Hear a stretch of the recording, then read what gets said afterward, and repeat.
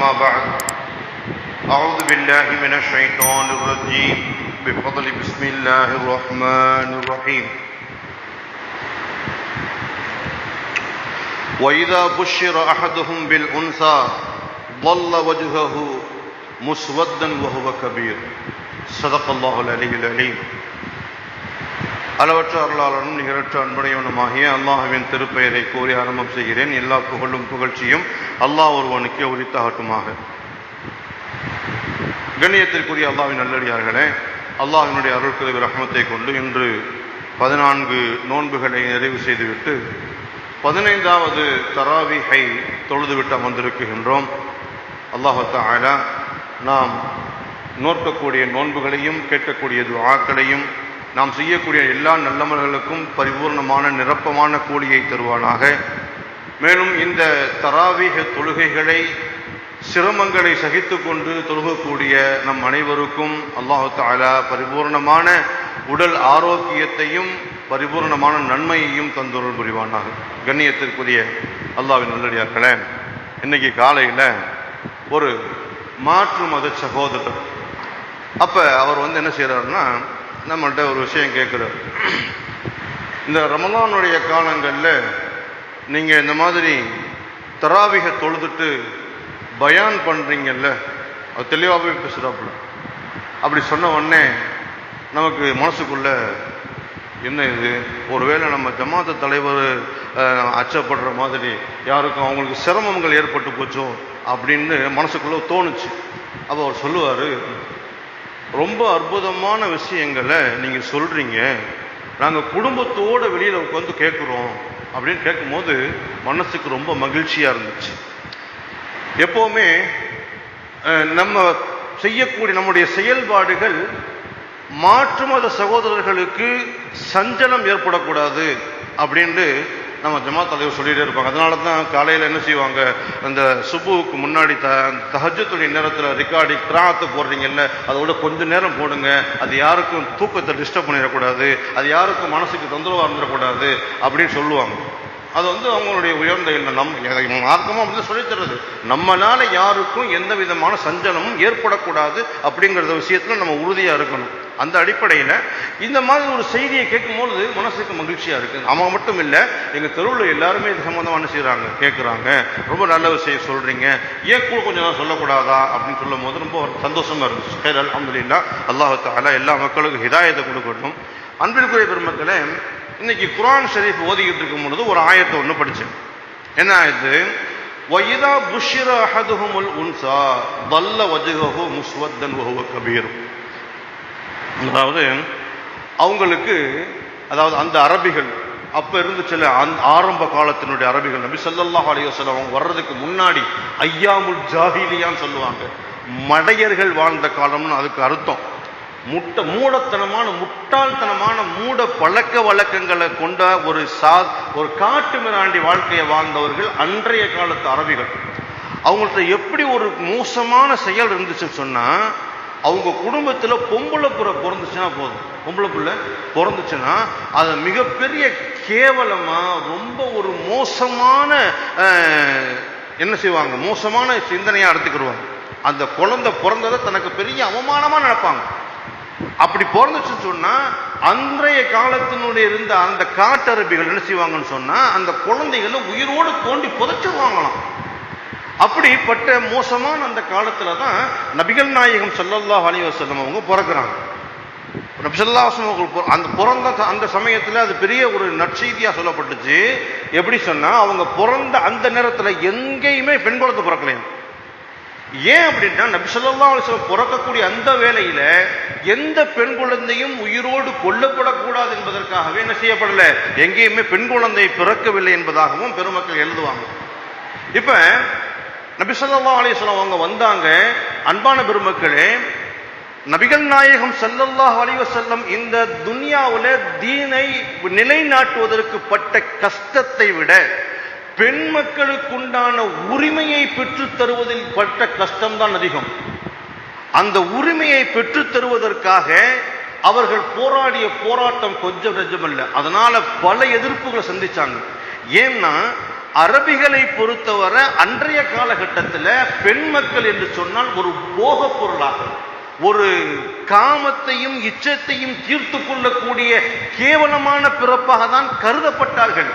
ஆனால் அப்படிப்பட்டவர்கள் இல்லை பெண் பிள்ளைகள். பெண் பிள்ளைகள் ஒரு குடும்பத்தினுடைய உயர்ந்த அந்தஸ்திற்கு தகுதியானவர்கள் என்று மக்களுடைய மனதில் விதைப்பதற்காக அவர்கள் சொன்ன செய்திகள் எல்லாம் அடடா அவ்வளவு அற்புதமான செய்திகளை சொல்லி தந்திருக்கின்றார்கள். அல்லாஹ் தஆலா குர்ஆன் ஷரீஃப்ல சொல்லுவான், வைதா புஷ்ஷிர வைதா புஷ்ஷிர அஹதுஹும், அந்த அரபிகளிடத்தில் உங்களுக்கு பெண் குழந்தை பிறந்திருக்குது அப்படின்னு சுப செய்தி சொல்லப்பட்டாங்க. புஷ்ஷிரன்னு என்ன அர்த்தங்க? பெண் குழந்தை பிறந்தா அந்த சுப செய்தின்னு அல்லாஹ் சொல்றான்.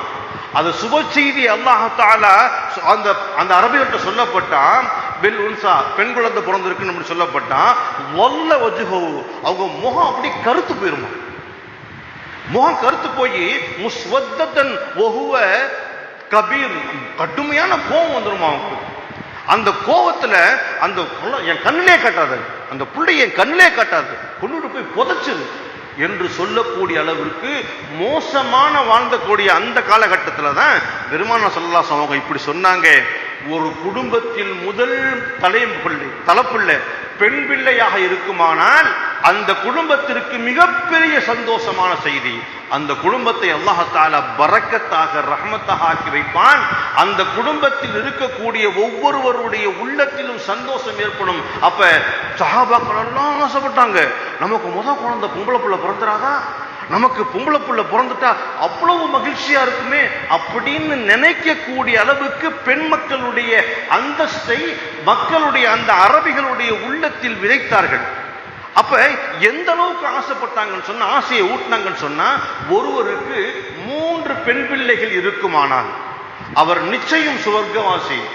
எந்த விதமான கேள்வி ஏற்கும் இல்லை. 3 பிள்ளையை பெற்றாரு, அதை படிக்க வச்சாரு, வளர்த்தாரு, ஆளாக்கினாரு, ஒழுக்கமான முறையில கட்டி கொடுத்தாரு. அல்ஹம்துலில்லாஹ், அவருக்கு என்ன செய்ய சொர்க்கம்? ஒரு சஹாபி கேட்டாங்க, யா ரசூலுல்லாஹ், அப்ப 2 பொம்பளை பிள்ளை இருந்தா அந்த மாதிரி சொர்க்கம் இல்லையா? 2 பெண் குழந்தை இருந்தாலும் அவருக்கு சுவர்க்கம் தான் என்பதாக சொல்லும் பொழுது பெருமக்களே அவங்களுடைய உள்ளங்கள்ல சந்தோஷத்துல குதூகலிச்சாங்க. அன்பான பெருமக்களே, அந்த ஹதீஸ் அறிவிக்கிற சஹாபி சொல்லுவாங்க, யாரும் அதுக்கப்புறம் கேட்கல ஒரு பெண் பிள்ளை இருந்தால் அவங்க சொர்க்கவாசி இல்லையான்னு யாருமே கேட்கல. கேட்டிருந்தா நபி ஸல்லல்லாஹு அலைஹி வஸல்லம் சொல்லியிருப்பாங்க, ஒரு பெண் பிள்ளை பெற்றிருந்தாலும் அவர் சொர்க்கவாசி என்பதாக சொல்லியிருப்பார்கள். என் அன்பான பெருமக்களே, நான் ஒரு செய்தியை சொன்னேன். நபி ஸல்லல்லாஹு அலைஹி வஸல்லம் சொன்னாங்க, ஒரு குடும்பத்தில் முதல் பிள்ளை தலைப்பிள்ளை அது பெண் பிள்ளையாக இருக்குமானால் அந்த குடும்பத்திற்கு மிகப்பெரிய பரக்கத் என்பதாக சொன்ன அந்த செய்தி அவர்கள் பெருமானார் ஸல்லல்லாஹு அலைஹி வஸல்லம் சும்மா சொல்லல. அல்லாஹ் தஆலா சொல்லுவான், யஹபு லிமன் யஷாஉ உனாசன், அல்லாஹ் தஆலா தான் நாடியவர்களுக்கு பெண் பிள்ளையை கொடுக்குகின்றான். தான் நாடியவர்களுக்கு பெண் பிள்ளையை கொடுக்குகின்றான். தான் நாடியவர்களுக்கு அல்லாஹ் தஆலா ஆண் பிள்ளையை கொடுக்குகின்றான். இன்னும் அல்லாஹ் தஆலா யாருக்கு நாடுகின்றானோ அவர்களுக்கு ஆம்பளை பிள்ளையும் கொடுக்கிறான், பெம்பளை பிள்ளையும் கொடுக்கிறான். அதுக்கு அடுத்து சொல்லுகின்றான், சில பேர்களை அல்லாஹ் தஆலா குழந்தை இல்லாம மரடாக ஆக்கி விடுகின்றான். அது உலகத்தினுடைய படிப்பினைக்காக வேண்டி அல்லாஹ் தஆலா. நீங்க சொன்னாங்கல்ல, முதல்ல பொம்பளை புள்ள பிறந்தா அந்த குடும்பத்துல மிகப்பெரிய பரக்கத்துன்னு சொன்னாங்கல்ல, அது இந்த ஆயத்தினுடைய அடிப்படையில் சொன்னாங்க. அல்லாஹ் தஆலா சொல்லும் பொழுதே முதல் வார்த்தை என்னதான்? ஒரு குடும்பத்தில் முதலில் அல்லாஹ் தஆலா நாடியவர்களுக்கு பெண் பிள்ளையை கொடுப்பான். பெண் பிள்ளைன்னு சொன்னா அவ்வளவு உயர்ந்த அற்புதமான ஒரு பிள்ளை.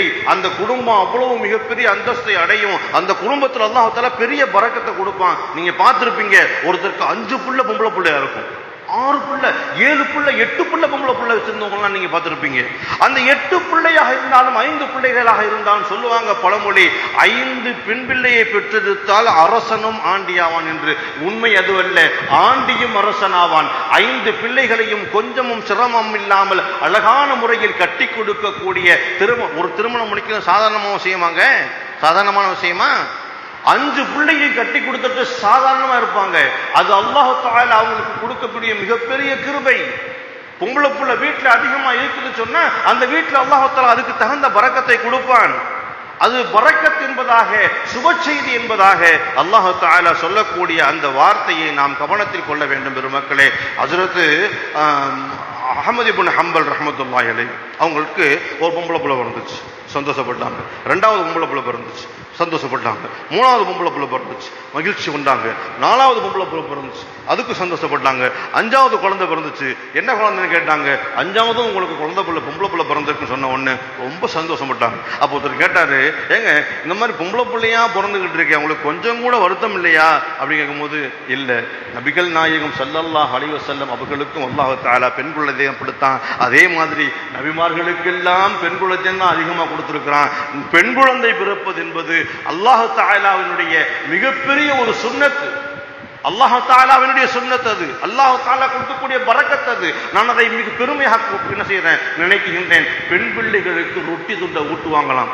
ஏங்க பொம்பளை பிள்ளைகளுக்கு உட்காந்து ரொட்டி துண்டை ஊட்டிக்கிட்டு இருக்கீங்களே, ஏங்க உங்களுக்கு ஒரு பெரிய இதா தெரியலையா? அதாவது ஒரு இழுக்கா பேச ஆரம்பிச்சாங்க. அவ சொல்லுவாங்க, அவர்களுக்கு ஊட்டக்கூடிய ஒரு கவள வாய், ஒரு கவலம் தன்னுடைய பெண் பிள்ளைகளுக்கு ஊட்டினால் அல்லாஹ் தஆலா அதனால் கொடுக்கக்கூடிய நன்மை 10 லட்சம் ஹதீஸை மனப்பாடம் செய்த நான் சொல்லுகிறேன். யார் சொல்றாங்க? அஹ்மத் இப்னு ஹம்பல் சொல்றாங்க, 10 ஆண்டுகள் நீங்கள் இபாதத்து செய்தாலும் அந்த நன்மையை பெற்றுக்கிற முடியாது. பொம்பளை பிள்ளைங்களை அவ்வளவு அழகான முறையில பேணி பாதுகாத்து வளர்க்கக்கூடிய ஒரு அற்புதமான வாய்ப்பை சொல்லிக் கொடுத்தது, பெண் பிள்ளைகளுடைய அந்தஸ்தை உயர்த்தியது. அப்பேற்பட்ட மார்க்கம் இந்த புனிதமான மார்க்கம். அன்றை ஹாஜரா அம்மா அவர்கள் செய்த அந்த தியாகத்திற்கு, அவர்கள் செய்த அந்த ஒரு நிகழ்வை இன்றளவும் ஹஜ்ஜிலே நீங்கள் பார்ப்பீர்களேயானால், ஆண்களும் பெண்களும் தவாஃப் செய்யக்கூடிய அந்த சமயத்திலே, அந்த சஅய் செய்யக்கூடிய அந்த சஃபாவுக்கும் மர்வாவுக்கும் நடுவிலே ஓடக்கூடிய அந்த ஓட்டம் ஹாஜரா அம்மாவுடைய நினைவு, அந்த தாயினுடைய உள்ளத்தில் ஈமானில் ஏற்பட்ட அந்த பலம் நாளை கியாமத் நாள் வரை வரக்கூடிய எல்லா மக்களும் ஓடித்தான் ஆக வேண்டும் என்று அல்லாஹ் தஆலா சொன்னானே, அது எப்பேற்பட்ட பெருமை! ஒரு தாயின் காலடியின் கீழ்தான் சுவர்க்கம் என்பதாக நபிகள் நாயகம் ஸல்லல்லாஹு அலைஹி வஸல்லம் சொன்னாங்கன்னு சொன்னா, இந்த தாயை எவ்வளவு உயர்ந்த இடத்தில் இந்த மார்க்கம் வைத்திருக்கின்றது என்பதை நீங்கள் கவனிக்க வேண்டும். பெருமக்களே, முடித்து விடுகின்றேன். ஒரு அன்பான ஒரே ஒரு செய்தி சொல்லிட்டு முடிச்சிடுறேன்.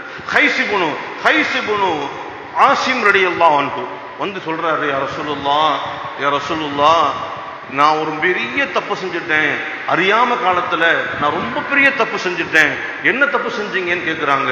நான் அதாவது இஸ்லாத்துக்கு வர்றதுக்கு முன்னாடி அறியாம காலத்துல எனக்கு ஒரு பொழப்பு இருந்துச்சு. என்ன பொழப்பு தெரியுமா? அது யாருக்காவது பொம்பளை புள்ள பிறந்துச்சுன்னா என்னை கூப்பிடுவாங்க, நான் தான் கொண்டு போய் அந்த குழந்தைய உயிரோடு குழி தோண்டி புதைச்சிருக்கிறேன், அந்த மாதிரி பல குழந்தைய புதைச்சிருக்கிறேன் என்று சொல்லும் பொழுது நபி ஸல்லல்லாஹு அலைஹி வஸல்லம் அப்படியே தேம்பி அழுதாகலாம். சரி, அல்ஹம்துலில்லாஹ், அல்லாஹ் தஆலா உங்களுக்கு ஹிதாயத்தை கொடுத்துட்டான். அது நீங்க அறியாமை காலத்தில் செய்த தவறுகள். எப்பொழுது நீங்க கலிமாவை சொல்லி ஏற்றுக்கிட்டீங்களோ, இந்த மார்க்கத்துக்கு வந்துட்டீங்களோ, அறியாமை காலத்தில் செய்த எல்லா தவறுகளும் பாவங்களும் மன்னிக்கப்பட்டு விட்டது. இருந்தாலும் ஒரு பிள்ளைக்கு பகரமாக நீங்கள் ஒரு ஒட்டகத்தை நீங்கள் சதக்கா செய்ய வேண்டும் என்பதாக நபிகள் நாயகம் ஸல்லல்லாஹு அலைஹி வஸல்லம் அவர்கள் பரிகாரம் சொன்னாங்க. பெருமக்களே, அதே மாதிரி இன்னொரு சஹாபி ஸஅஸமா ரலியல்லாஹு அன்ஹு அவங்க வருவாங்க. யா ரசூலுல்லாஹ், ஒரு செய்தி உங்கள்ட்ட கேட்கணும். அதாவது பெண் பிள்ளைகளை பத்தி நீங்க இவ்வளவு சொன்னீங்க, நான் உங்களுக்கு ரொம்ப சந்தோஷப்படுறேன், ரொம்ப பெருமைப்படுறேன். நான் அறியாமை காலத்தில் இருந்த காலகட்டத்தில் என்னுடைய ஒட்டகம் தொலைந்து விட்டது. அதை தேடி சென்ற சமயத்தில் ஒரு காட்டுக்குள் ஒரு சின்ன குடிசை இருந்தது. அந்த குடிசைக்குள் சத்தம் கேட்குகின்றது. வெளியில் ஒரு ஆள் அமர்ந்து இருக்கின்றார். பெண் பிள்ளை பிறந்திருக்கின்றது என்பதாக. பெண் பிள்ளையா? உடனே உள்ளேயே தோண்டி புதைச்சிரு, அதை நான் பார்க்கவே விரும்பல அப்படின்னு சொன்னாரு. நான் அதை காதுல கேட்டுட்டு போய் அவர்கிட்ட போய் சொன்னேன், நான் அந்த பெண் பிள்ளையை நான் எடுத்துக்கிட்டுமா, நான் வளர்க்கட்டுமா என்பதாக. அறியாமை காலம், இஸ்லாம் வரவில்லை. அந்த சமயத்தில் அந்த வார்த்தையை சொன்னேன்.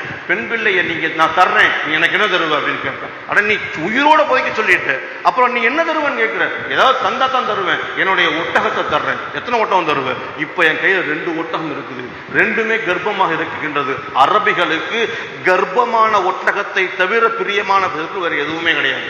அப்படியே 2 ஒட்டகத்தை கொடுத்துட்டு அந்த குழந்தையை நான் வாங்கினேன். அந்த குழந்தையை நான் வாங்கினதுக்கு அதுக்கப்புறம் எனக்கு நிறைய ஒட்டகங்கள் வர ஆரம்பிச்சிச்சு.